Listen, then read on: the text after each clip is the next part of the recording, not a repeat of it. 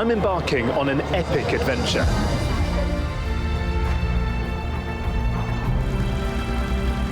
From spectacular natural landscapes to the busiest cities in the world.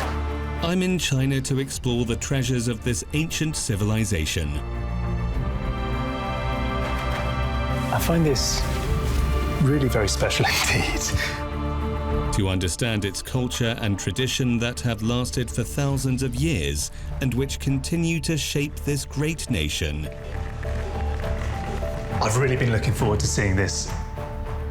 And to truly understand the secrets of a country's soul, I think you need to immerse yourself in its art. Time to start my journey.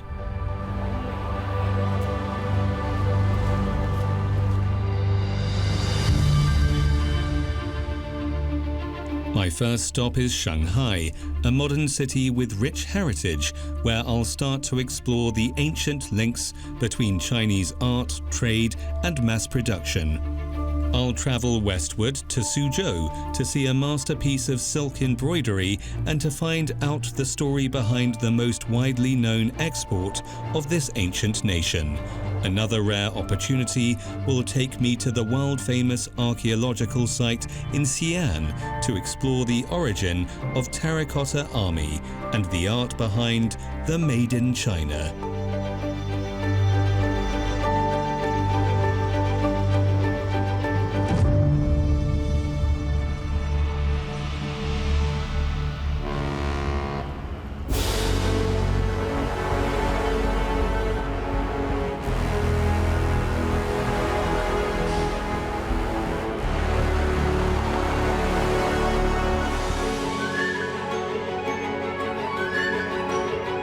The world's busiest container port might seem a strange place to start a story about Chinese art, but with the exchange of goods, and this place handles something like 40 million shipping containers every year, comes an exchange of ideas. And here in China, the links between art and trade, culture, mass production, beauty and big business, they stretch back for centuries, even millennia.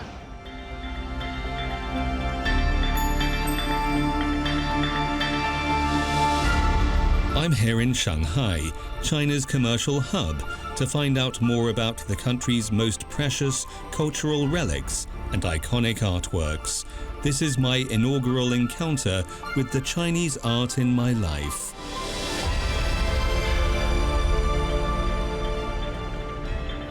I remember when I was growing up eating every day out of a beautiful small blue and white china bowl that was decorated with this very delicate floral motif. I mean, it was nothing special, just a knockoff, I guess, imitating the sort of thing commonly found in China. But for a young boy, this simple dish acted as a stimulant on the imagination, evoking a fantastical, faraway world. It was my first impression, really, of the Far East.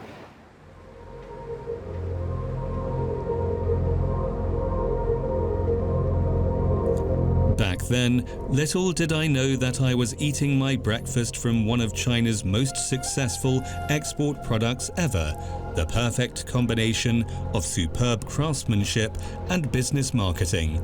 Located in People's Square, the Shanghai Museum houses some of the country's greatest ancient artworks, especially the precious porcelain items that fill not a few exhibition halls.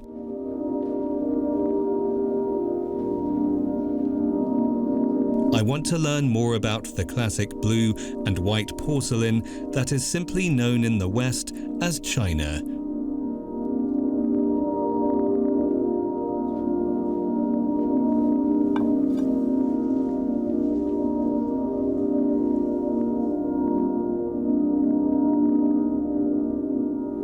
The majority of them were made for export, for the Islamic market. And you know the cobalt comes from the Islamic world too, probably. So hang on, the cobalt is the mineral that's used... The mineral that gives the blue color of this porcelain, you know.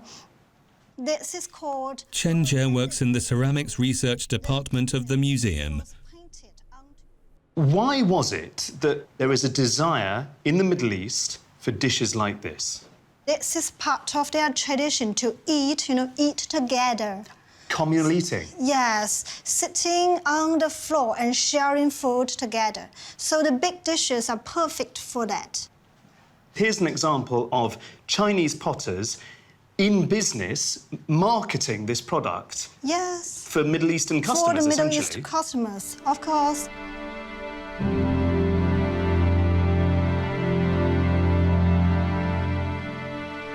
In the mid-Ming dynasty, blue and white porcelain became popular in China.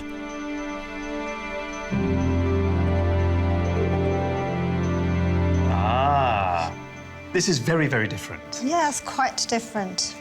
This piece was made inside the imperial factory at Zhushan in Jingdezhen.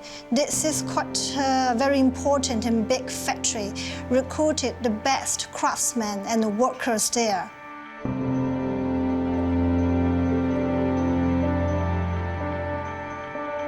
Porcelain objects made in the late Ming dynasty were often decorated with famous Chinese motifs, landscapes, and even poems. Sitting alone in the shady bamboo grove, playing the musical instrument and singing at the top of my voice. Deep in the forest, there's nobody else, or in bright moonlight shining on me. I love this idea that here's a silent, mute object, Yes. but we're meant to imagine this man singing with gusto and abandon in this poetic setting by himself in the moonlight. At this time, blue and white became a symbol of, elegance. The 16th century saw the emergence of a brand new overseas trade market. Chinese porcelain, after being shipped to Europe, were highly coveted by Western traders, that they even referred it as white gold. This piece of porcelain is not on public display today, but Miss Chen has managed to take it out from the vault for my visit. Can you recognize this one? It's, strange phrase, armillary sphere. It's an astrolabe, a navigation tool. So this is a piece specially ordered for the Portuguese king. This kind of piece is called first orders in the West. Compare this armillary sphere with the real one. You can sense the difference. The letters don't really look like any letters I recognise. Yes, because this is the first encounter of the West and China. So Chinese potters, they do not understand Portuguese. When they are sent something to copy, they cannot recognize the letters. So this is at the very beginning of that whole explosion of this desire for blue and white porcelain in Europe. Yes, that's it, the first order. For more than 200 years, literally tons of blue and white porcelain items made by expert artisans were shipped overseas. However, no matter how hard the European potters tried, they just couldn't reproduce the elegance, luster, and hardness of the Chinese porcelain.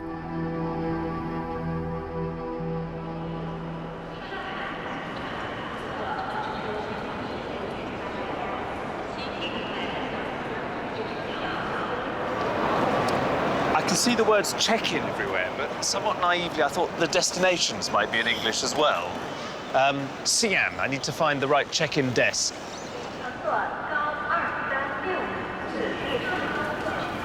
I want to probe into Chinese artisans' way to perfect the mass production technology and find out how the combination of art and trade influenced ancient Chinese culture. Next, I'll head to China's most renowned archaeological site to unravel the secret behind the production of the world-famous ranks of terracotta warriors.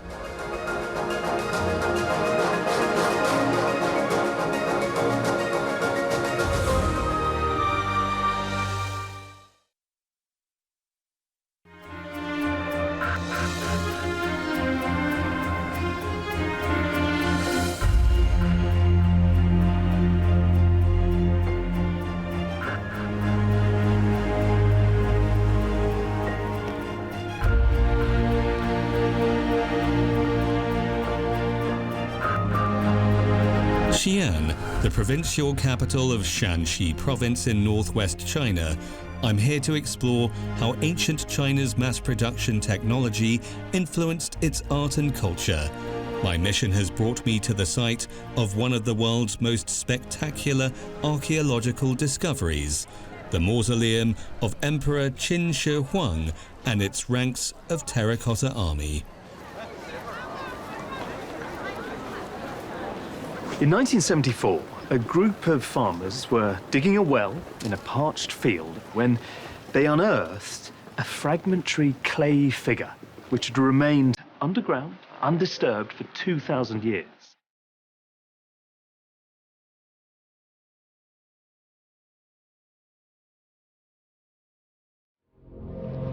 The terracotta army is one of the earliest examples of something we still associate with modern China. Highly skilled production on a colossal scale.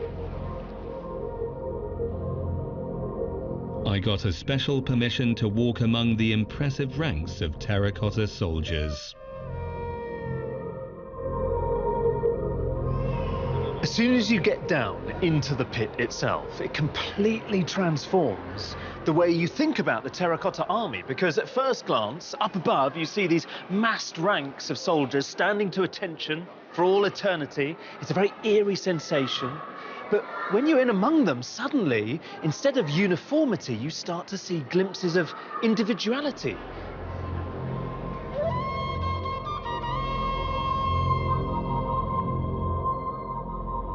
There's a sense here of an artisan's approach within that bigger concept of mass production. So someone has specialised in thinking of particular facial features, putting the cheekbones in a certain place, perhaps adding a beard, in other cases changing the shape of an eyebrow.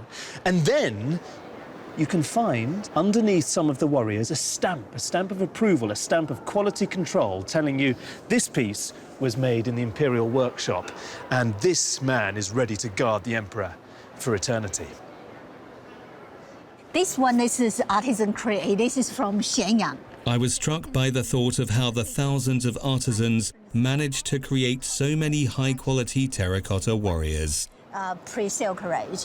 I also gave one talk about West Wind. Archaeologist Dr. Li Xiuzhen takes me to the site's research department to show me her latest discoveries. This is what I like to show you. Okay. The trigger, the crossbow triggers. So, It looks really precisely engineered and created. yeah, so this each part, they were cast in a ceramic mold, fastened with 2 pins. We can see the 2 pins here. So, and that's fixed in the wooden stock of the crossbow. So is this a working trigger? Yeah, working triggers. This in Chinese character 5. This is the number 5. What's the significance of that? That means that's for the assembling sequence. An early example of a kind of assembly line. You're right.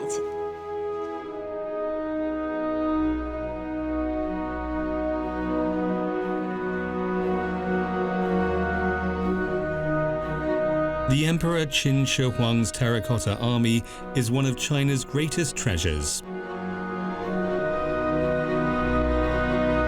The technology developed by the artisans who worked on the assembly line some 2,000 years ago has gone through millennia and is still as relevant as ever.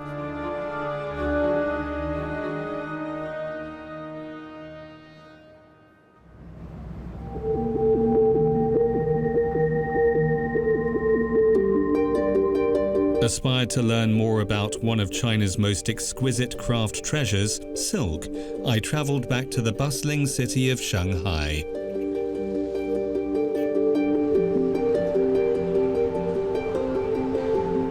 For thousands of years, the art of silk production was protected as the ultimate Chinese trade secret. Luxurious silk fabrics were coveted around the world, and delicate silk embroidery was one of the most revered art forms.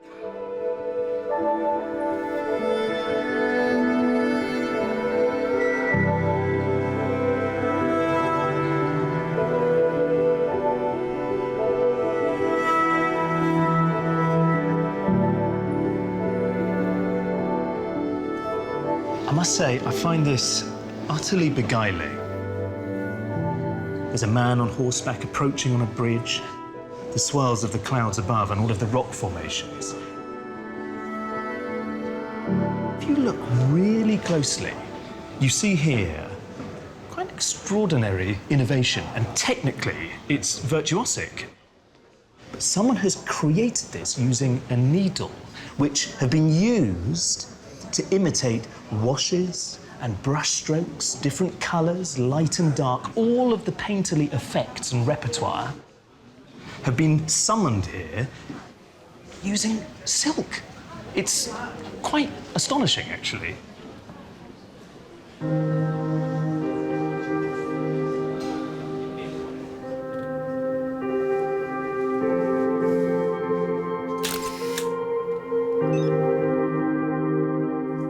Throughout history, Lady Han Ximeng of the Gu family was one of the most well-known embroidery masters in China.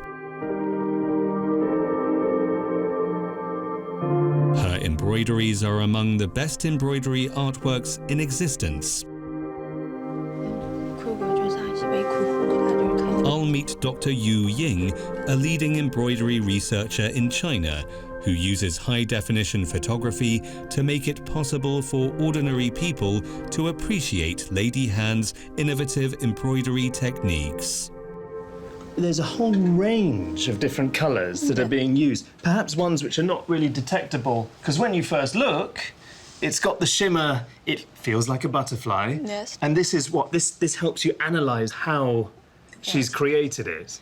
它那画稿就是它的绣本，它画好以后直接绣在上面，所以它的画稿是绢本的，先绣一层，然后它看整体效果，然后它再补充再绣一层，层层直到绣到满意为止，就是蚕丝，就是它的一个特性，它可以折光，所以当就是这个绣完了以后，它会反射出一个亮的感觉，一个鲜艳的一个色彩的感觉。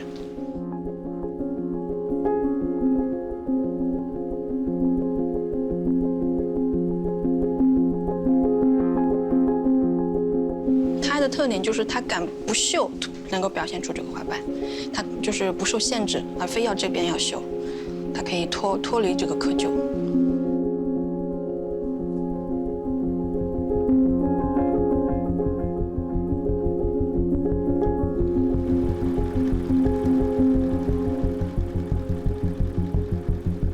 100 kilometers to the west of Shanghai is the home of China's traditional silk production, Suzhou. For generations, the sound of ships on these waterways echoed with the hustle and bustle of trade and the clack of looms.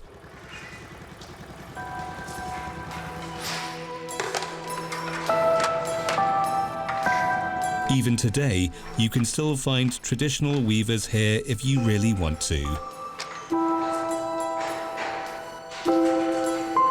When we look into the detail of that fabric, we realize actually it's so delicate. Even the modern machines, we sometimes can't make stuff like this. Silk products producer Shu Ting and his mother run a premium silk brand, specializing in modern silk products. Local embroiders who've received targeted training in the Su embroidery tradition are specially employed for that. It feels like someone is sitting at front of an organ keyboard with pedals. Yeah. There's someone else who's sitting up like in a kind of crow's nest. What are they doing then to create the silk? How does this work? The pattern you see on the picture is decided by the lady upstairs. And the color for the pattern is decided by the lady sitting down. So basically, the person who's working here doesn't need to concentrate on which threads are raised at all. Exactly, yeah. They just concentrate on making sure the colour is deployed perfectly. What happens if you make mistakes? The whole thing gets ruined.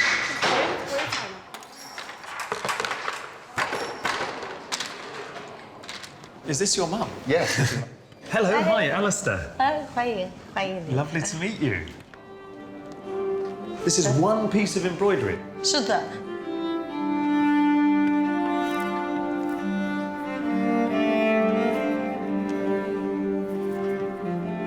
This is Suzhou as it appeared in the Ming 是。 Dynasty. Yeah.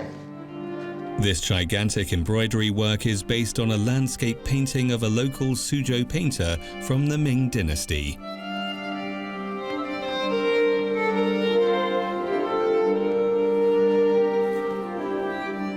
How long will it take to finish this?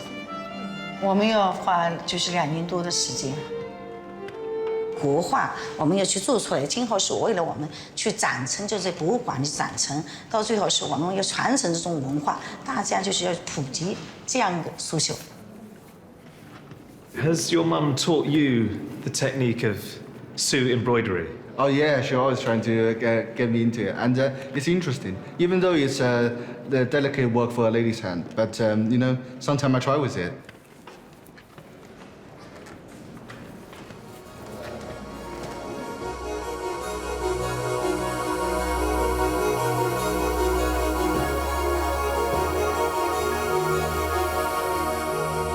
When I was growing up, the phrase "made in China" it had certain connotations, signalling something definitely cheap, probably a little bit plasticky, more affordable than aspirational. But just think of all of those historical Chinese industries, and really they were industries, manufacturing moon-white Ming vases and elaborately patterned silks. 2 examples of mass production that's also simultaneously artisanal and high-end. Here in China, beauty and big business, they've always gone hand in hand.